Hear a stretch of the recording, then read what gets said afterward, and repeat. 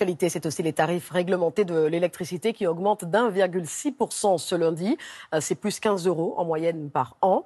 Tarif qui, ces 14 dernières années, depuis l'ouverture à la concurrence d'EDF, n'ont cessé de grimper. À l'époque, pourtant, souvenez-vous, la promesse était une électricité moins chère. État des lieux, Sandrine Fedel et Michel Anglade. Et t'as vu, l'électricité moins chère, ça cloue le bec, non? Une électricité moins chère. C'était la promesse de l'ouverture à la concurrence d'EDF pour les particuliers en 2007. 14 ans après, ces promesses sont-elles devenues réalité?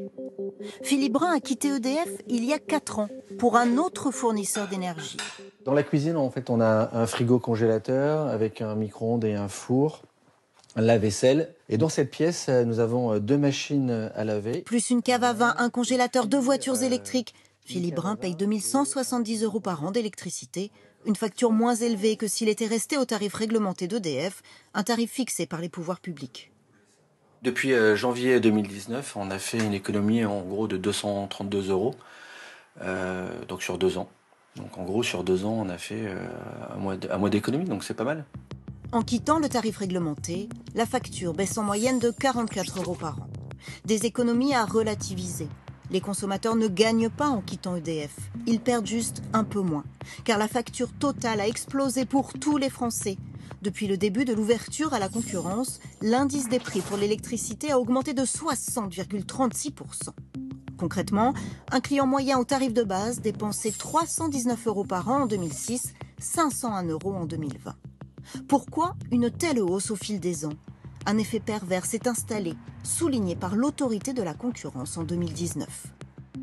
Les tarifs ont pour but de permettre aux concurrents d'EDF de proposer des prix égaux ou inférieurs aux tarifs réglementés de vente. Pour faire de la place aux 33 fournisseurs alternatifs, les pouvoirs publics ont augmenté plus que nécessaire les tarifs régulés. Il faut que ces tarifs soient suffisamment élevés pour permettre aux nombreux concurrents d'EDF d'avoir un espace concurrentiel. C'est-à-dire qu'on augmente le tarif pour permettre aux concurrents de proposer des prix inférieurs. Donc c'est un mécanisme qui est très paradoxal, défavorable aux consommateurs et qui produit une concurrence artificielle dont le bilan n'est pas bon. Autre revers de la médaille, les démarchages abusifs. Les litiges eux aussi ont explosé. Leur nombre a atteint les 23 000 l'an dernier entre janvier et novembre. Cette association de consommateurs a même porté plainte.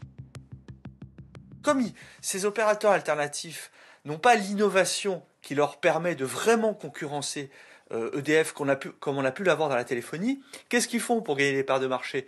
Eh bien, ils font du démarchage agressif. En fait, il ne leur reste que ça pour gagner des parts de marché. Et c'est en ça que le bilan de la libéralisation, pour nous, est négatif.